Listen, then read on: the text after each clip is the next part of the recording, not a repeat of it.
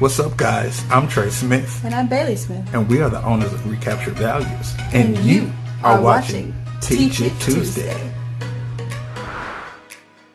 Hey everybody, today we're going to be doing a knotted gown or a knotted sleeper. This is actually a pattern from Lowland Kids Pattern Company. And there's multiple versions, there's multiple sizes to this pattern. We're going to be doing the newborn size, and we are going to be doing the just regular neckline knot with the placket. So just the simple neckline, and instead of the binding, we're going to be doing a neckband, which I believe it actually calls for that in the pattern. So as with always, we are going to be doing this a little bit differently than the pattern instructions call for, because I don't have the pattern instructions beside me, and I just do this all by memory pretty much. And pretty much once you get down construction, you have a pretty good idea about how to do these things, and you'll develop your own quirks and tips and tricks and different things and different ways to do things. So if you ever see me doing something a little bit differently than your instructions call for, always double check with your instructions. If you're unsure about the way I'm doing it, definitely look back at your instructions to make sure you're following, because I explain things in a different way just because it's just the way that I've pretty much taught myself how to do this, or done it over time and developed a particular way that I like to do it. So just sharing this with you guys. All right, so for this pattern, like I said, we're gonna do the simple neckline, no placket, and we're gonna be doing just the bottom here. That's the same for all of them, the bottom. You're gonna need a front, a back, a sleeve, which I have cut at the cuff line because I like cuffs. I don't like having to hem the sleeve. And they do have an option for mittens. We're not going to do that in this video, but they do have an option for that. The instructions are very clear on how to do that. Super easy. We're just going to be adding the cuff. So you're going to need sleeve, cut at the cuff line, and the cuff piece here. Okay, so I've got the pattern pieces here. I've already cut them out using the patterns. For most of these, the front and the back, you will cut on a fold here. And the difference in these are the neckline here. It's a raglan, and that's the style of sleeve here. So it's going to be a little different than your normal inset sleeve or sleeve that we normally do in our videos here. This sleeve is going to be a little different. So you have a front and a back. In the front here, the back's going to have a higher neckline, and the arm size actually going to be a little bit higher curve there. And then you have the sleeve here, which won't be cut on a fold like typical patterns, because again, it is the raglan. But this is the sleeve pattern. Again, we cut it at the cuff line, and you have a back which is marked with a B, and you have a front point here which is marked with an F. So this is actually going to be a part of the neckline once we get it done. And so that's going to be the back sleeve curve, and that's going to be the front sleeve curve there. So you have to remember that later, but we'll figure that out with this pattern piece. So keep this piece handy. So again, you need that cuff piece, and what I didn't mention a second ago was the neckband. So you're going to need your neckband. That neckband measurement is included in the size chart in this pattern. I like to go ahead and write that on to one of my pattern pieces so that I don't have to keep referencing back to the computer or a printout. I don't really print out my patterns. I feel like it just kind of wastes not print my pattern instructions. It's kind of wasteful in my opinion, just because once I learn how to do this, it's pretty much stuck in my head. I rarely have to go back and forth unless it's for a measurement, which I nip that in the bud by writing it on my pattern piece here. So my neckband needs to be 1.5 inches by 10 inches for this newborn neckband. All right, so I've got all those pieces. And so now what we're gonna do is we're gonna get prepared to sew this. All right, so this right here, let me make sure with my pieces here, this is going to be the front piece here. So like I said earlier, this is also a rayon spandex fabric. This fabric choice is very important with newborn stuff because newborns cannot regulate their body temperature. So it is not advised to, it's not recommended. I do not advise you to use double brush poly for a newborn baby gown, just because it is a synthetic fiber, not easily breathable, and it's totally up to you as far as compliance goes. It is considered exempt from testing, but it is still not recommended for newborn clothing, or really even clothing up to 6 months. with a full gown or a full garment. You can make bummies and whatnot, but a full baby gown, I would use something a little bit more breathable, such as rayon spandex, modal spandex, bamboo spandex, cotton spandex, anything that's a natural fiber rather than a synthetic polyester fabric. Okay, totally up to you though. I told you, you've heard it, go with it. All right, so the pattern piece here. So we're gonna lay this down and flip these over so you can see. I cut 2 mirrored sleeves. Mirrored just means I like to cut them on the fold. I fold my fabric over and then put my pattern piece and cut all around my pattern piece. And you'll get 2 mirrored images doing it that way. And so their sleeve, you have to do it like that. It says cut 2 opposites. It's the same thing as mirrored images, so don't freak out when you see that. All right, so we have to pay attention to the points up here. And the points say that this tall part is the back and this small, the lower point is the front. So we've mentioned that this right here is the front piece. So we need to make sure that our front point is matching up here, just like this. We're gonna sew that piece. And this is our front piece here too. And so we got our front piece, front point for the sleeves are right there. And we're gonna sew, you can either zigzag stitch here or serge right here and right here. So give me just a second and we will do. Okay, so here is what this looks like with the front part of the sleeve sewn on. So when you open it up, that's what it's gonna look like. And so this is the front. And so now what we're gonna do is I'm gonna throw this over my shoulder like this and grab the back piece here.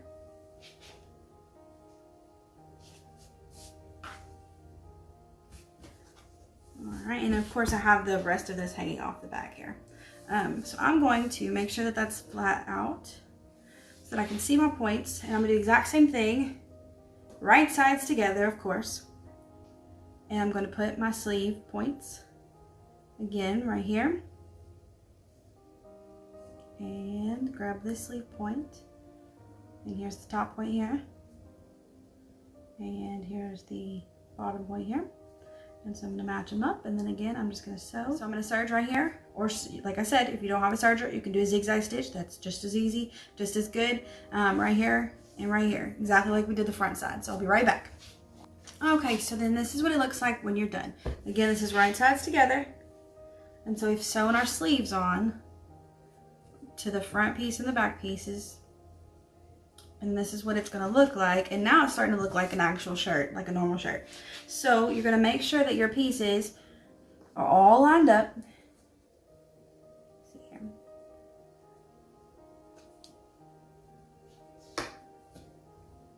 Make sure that all the edges are lined up. You can use pins, of course, if you need to. If you don't need to, you don't have to. That's totally a preference thing. Pins definitely help keep things from shifting, but if you've done this a lot, you kind of develop your own way of doing things. And if pins are not a necessity for you, then don't use them. That's the best part about sewing. You can develop your own quirks and what you like to do and what you don't like to do, and do it that way. All right, so what you're gonna do is you're gonna serge, of course, your sleeve and then down the whole side seam to this point here. And I don't believe it gives a seam allowance on the pattern instructions, but I typically just always do a either a 1/4 seam allowance or a 1/2 or a half seam allowance, 1/2 inch seam allowance or a 1/4 inch seam allowance is what I do. It may affect the fit just a little bit, but that's just what I found works best for me. I've rarely ran across a pattern that called for any more than that, like more than a 1/2 inch seam allowance. So maybe a 3/8 seam allowance occasionally, but typically I do a 1/4 inch. It's just what I do. So let's go over here to the serger and we'll get these side seams, the sleeve all the way down to the side sewn up. So I've got my cuff pieces here too. I'm gonna go ahead and get those taken care of here. So here's my serger. You can see my side settings here. This one's on in between the 1 and the 2, closer to the 2. This one's on 3, this one's on 5.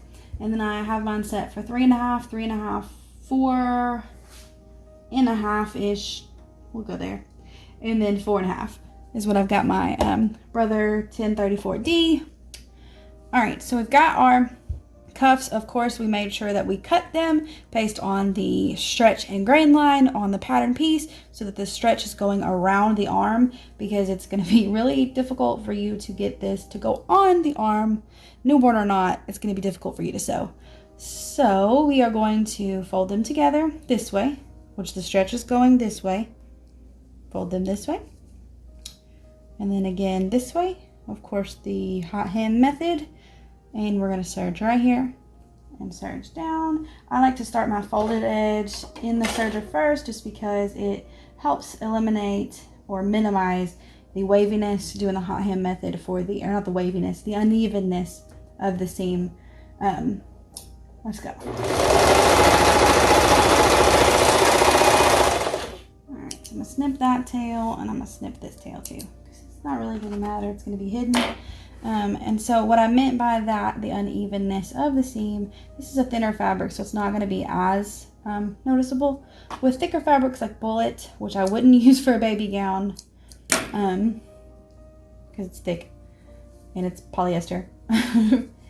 But when you flip this out like this is the little cuff. Of course, I just snipped my other point here because I like to make sure that I'm stretching evenly. This point and this point will be what I attach this cuff with, but this is the little part that I was talking about. It eliminates the unevenness or minimizes it, because you see one side's a little bit higher than the other.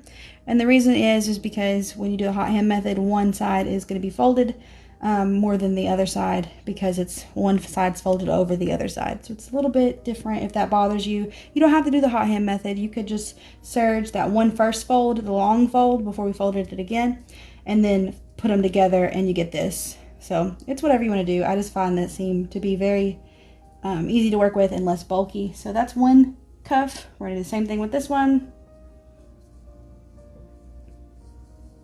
Fold it. And this is what I meant by, you could, instead of doing the hot hand method like I do, which is basically just skips a step, and makes it a little bit easier to keep my cuff together, and so that I don't have to worry about matching up my seams. You could sew right here, which again, the stretch is going this way. You could sew right here or serge right here, and then flip it out and fold it if you wanted to do that. Totally up to you. I like to go ahead and fold it and serge it right here. So here we go again. Folded edge in first.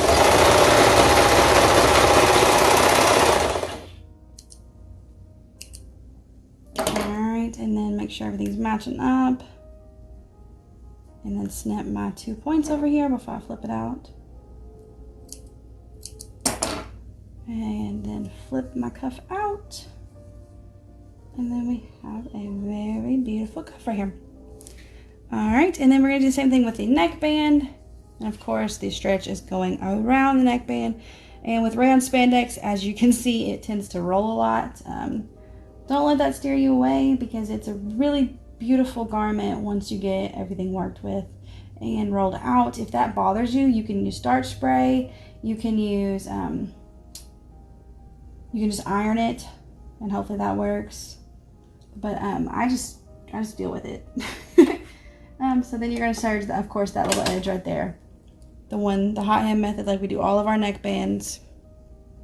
Just like that, I folded it exactly like we did the cuffs, but this way, it's longer this way. This is rolled up. But it would look like these.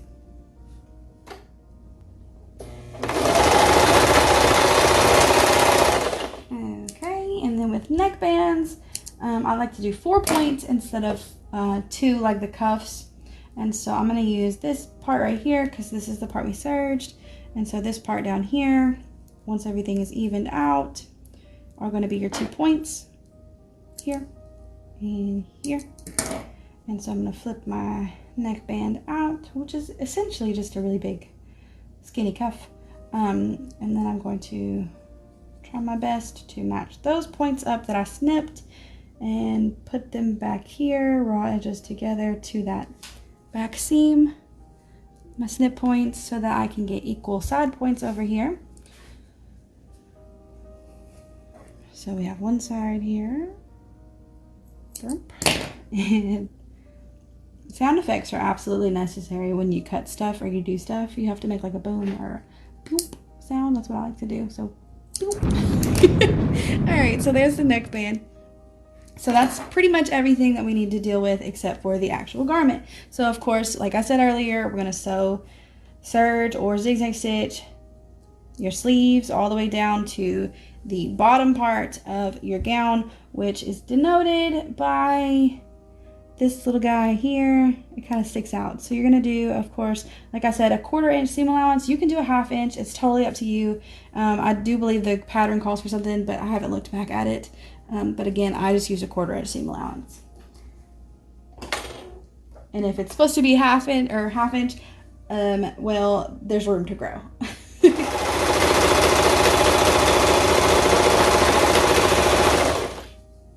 So again, you can use pins if you need to, but I just make sure that all my edges are lined up.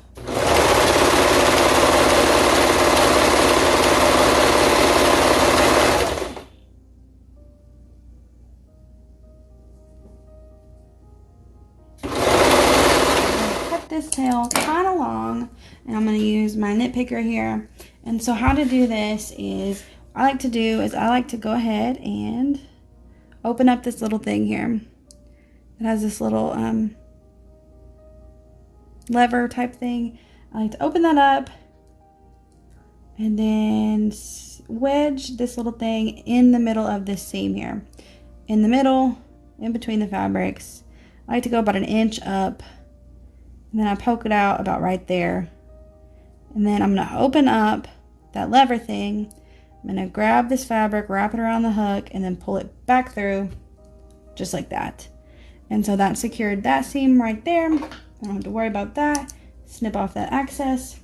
And then that seam right there is secured. It's not coming anywhere. It's not going anywhere. It's secured. Do the exact same thing on the other side. The other sleeve. This thing took a little while to get used to and to figure out, but once you figure it out, that thing's like a lifesaver. For me at least, it's so easy to use. Occasionally you'll get a little frustrated with it just because it's pulling some threads that aren't supposed to come through, and it gets a little tough to pull it through. Also, they are very easily breakable. You can pull the metal part out of this blue part. I put some hot glue in and then stuck it in, and it's worked for the most part, but it's still coming out, if you can see. But it requires a lot more force to kind of pull out. So yeah, it works, and you can just squish it back in there. But it's a handy dandy tool, and they're only like, I think 99 cents on Wawak or whatever it's called. I don't know how to pronounce that. All these crazy names. I don't know.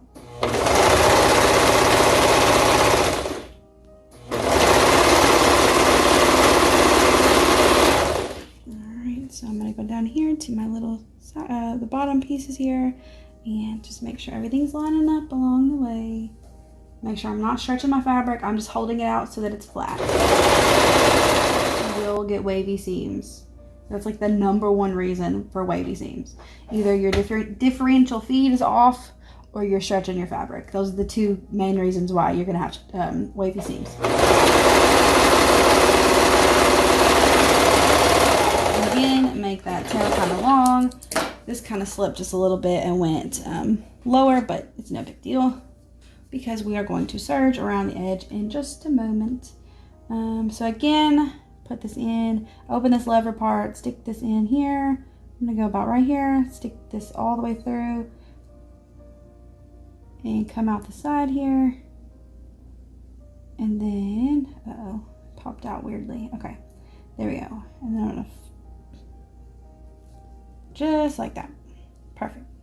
So if you cut your serger tail too short here, even though you're going to be serging a cuff on here or sewing a cuff on, this really doesn't matter if you're using a sewing machine, but it does matter if you, it will matter if you're using a sewing machine and you don't backstitch when you start a seam. But it does matter for sure when you're using a serger if you cut and don't have enough hanging off here to be cut off when you're doing a serge on the cuff. It's possible that some of these thread strings won't get caught in your serge seam for your cuff, and it will start to unravel. So just something to think about. Don't cut your tails too short, even if you're cutting if you're serging a cuff on. of course, as you can see, this is the front curve, this is the back curve of the top, right side or wrong side out. So to make sure that the seam, to get your 4 quarters equal quarters, because you have a higher rise in the, or higher neckline in the back than you do in the front, what you're going to do is match up your shoulder, which your arms, your shoulders here, seams, and so then you have your back and you have your front piece. And so I'm going to go ahead and snip there, and I'm going to go ahead and snip here. Again with the sound effects. Okay, so then I'm going to match those points up here. So this is the front and this is the back. I'm matching up those snip points that I just did. And so then I have my side point there. And then I have my side point here. Alright, and then here is something that I am going to do differently than I've done in any of the other videos. I have found that it's easier to sew a tag into a seam, which of course, to be compliant, you need a tag. Compliant tag. We'll have your size, and we'll have your, you meet CPSC compliance. We'll link that group down below. You can't just put that on a tag. You have to be a registered small batch manufacturer, and then you have to make sure that you are following the steps to be compliant. So we have done that, and then you would write a batch number on here, which I will do when I complete this garment. And of course it will say newborn. You have to have your website, say handmade, and wherever you're from. All that stuff needs to go on your tag. Again, we'll post a link down below to show you how to do that. But the best way to sew a tag on is with your garment inside out, and your tag on the, or your good lord, your neckband on the inside of the neck hole. So this is the point where I will use pins, and I'm gonna go ahead and this is the back.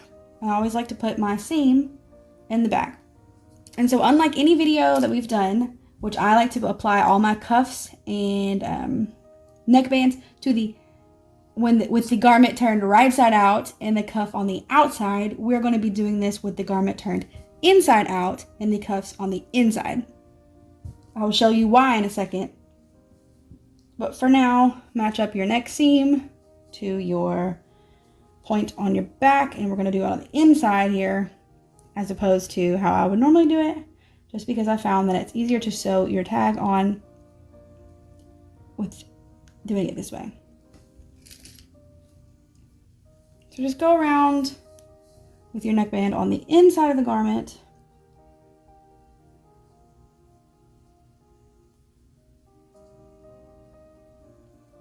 Pinning all of your points, just to make sure that you get that good stretch. So I'm going to go ahead and grab my tag here, which will be a folded tag like this. So when you flip it up, that's what's on the back. Okay. And I've also never done this in a video either, but I've had a lot of people ask, how do you sew a tag in? So I'm going to show you. Typically the garments we sew in the videos aren't really for sale. Most of them aren't. We just make them for our daughter for the video purposes. But this one's an actual customer order. So I'm going to show you how we serge the tag into the neckband. So again, now the neckband is inside the garment and we're on the outside. So what I'm going to do is I like to go ahead, you can serge in the inside like this if you wanted to and go around, but to make it easier to sew this tag in, I'm going to start here. So you're going to need to make sure all of your edges, this is one of the shoulders on the arm, make sure all of your edges, raw edges are lined up. So you're going to have 2 raw edges from your neckband and 1 raw edge from your neck hole. Make sure they're lined up. I like to start on the pin just because it's easier for me to put it underneath my knife and pull the pin out. So I'm going to go ahead and start serging just to get the needle in the fabric. All right. And then, so once I've got it in there, then I'll start, you know, shifting my fabric a little bit just to make sure that everything's good. And so this point that I'm holding right here is where the tag is going to go, but I'm not going to put it in there until I get closer to the knife.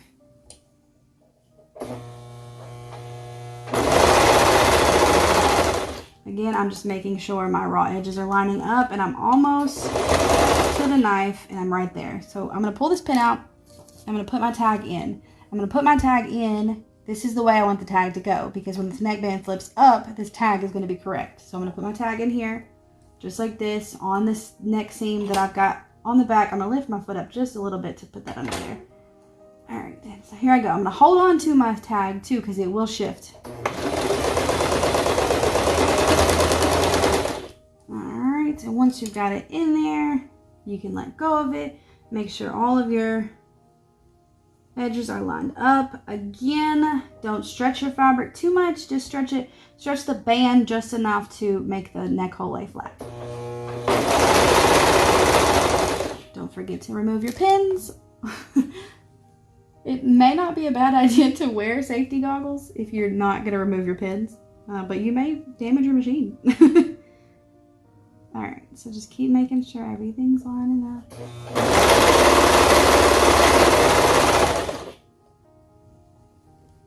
Keep on going around. We're almost back to where we started. And then I like to just go over that spot.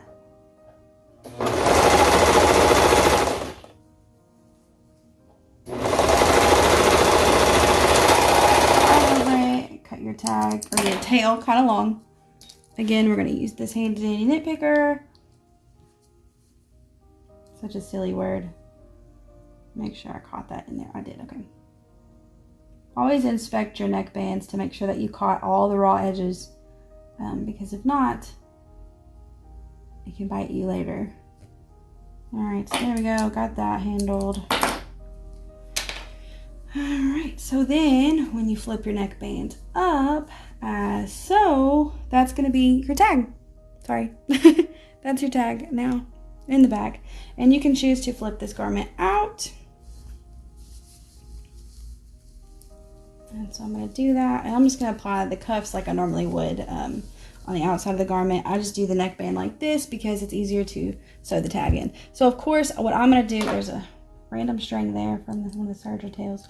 I'm going to go ahead and top stitch around the neckband to make sure that this tag lays flat and the neckband lays flat.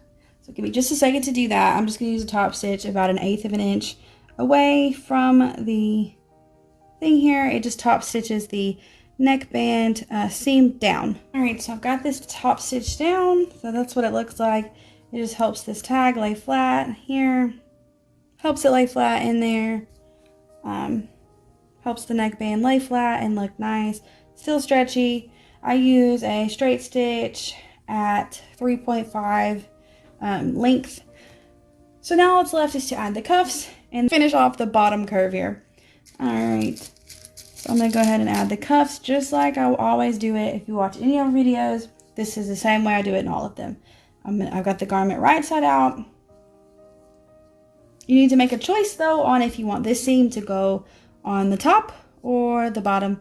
I like to just go ahead and match my seams up. So my seam's gonna go on the bottom here. And so you just slip the cuff on with all the raw edges together. So this is gonna be your folded edge here going onto the armband. Again, the garment is right side out. So I'm gonna pull this up, match my seams. Pin it. This is probably the most difficult part of this, just because, ooh, Lord, throwing pins. Just because this is a tiny, tiny arm cuff here. But, oh wait, I know what I forgot to do. We need to mark the other point of the sleeve here. You do both sides. I'm gonna go ahead and do that. I just said go ahead twice.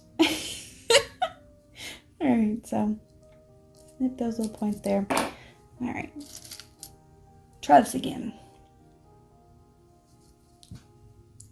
All right, so this is the arm here, right side out, the cuff folded side down first. All my raw edges are matching up. I need to just make sure that my points are matched up, and I'm just going to use 2 because it's a small cuff, which, like I was saying earlier, is a little bit more difficult because it is a tiny circle.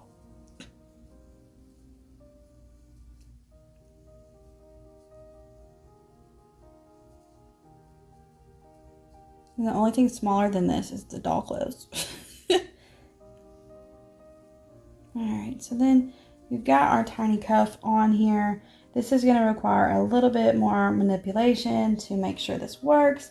I like to go ahead and just make sure all of your raw edges are matched up. Again, like I said, if you don't do that, it's a little bit harder to make it work. So make sure all your raw edges are lined up. So I've got my all 3 raw edges, my 2 raw edges from my cuff and my 1 raw edge from the arm opening. And I'm going to put it underneath my knife here, very carefully. I'll try this one more time. All right, and then very carefully, I'm going to start sewing. And I'm going to pull the needle, go around, watching my needles. I'm going to go ahead and pull that one out too, because I feel like it could get caught. You will have to stretch this one a little bit more, just because you need it to fit.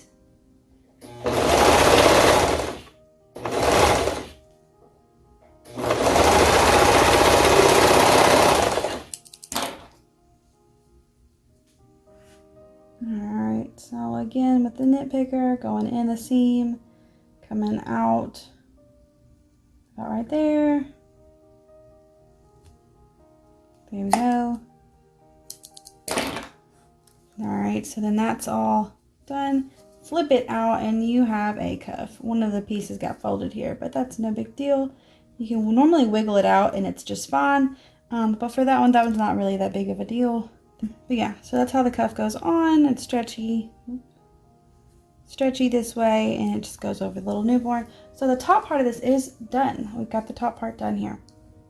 If you guys can see, the top's done. So now we just have to focus on this bottom part here. So what I'm going to do is the easiest way to do this and just serge around the edge. But to do that, I like to change my settings a little bit, just because I don't like having these two up too high, because then it's harder, it'll bust the stitches. So I'm gonna go ahead and go to about a 1 here, and then I'm gonna raise these up. I'm gonna raise it up to like a 7. Okay, so 1 1 7 7 is what I've got here. I'm just gonna go ahead and get started on the side here, and I'm not really even gonna cut anything off. I'm just gonna serge around the edge. And you're just serging the entire curve of both sides. Make sure that this is what I want here.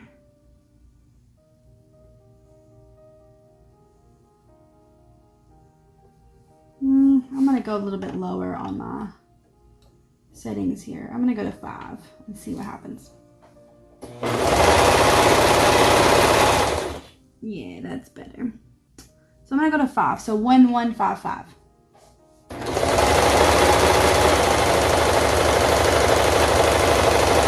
And so you're just curving your fabric around as you go. Sorry, I didn't mean to hit you guys. Alright, so just curve your fabric around. I'm going to go over that spot that I did with the different settings here.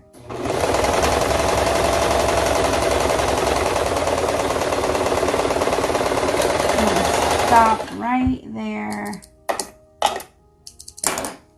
Alright, I'm going to pull these weird strings from the original seam that I just went over. Okay, and then last time with the nitpicker here, I'm going to go ahead and just tuck it back in ever so nicely. With this one, since it's just one piece of fabric, you're just going to have to go through the thread and pull it through. Pull it back through the thread. Alright. Cut it off there, and then so that's your edge here. Of course, you can choose to flip this up. You can leave it serged. You can flip it up and hem it if you want to. I may do that just to make it look a little better. There is a binding option, but I mean, this pretty much works. For the purpose of this garment, that pretty much works. So let's go see the finished product. Okay, so here's what it looks like all sewn up. This is the front part here that you can see.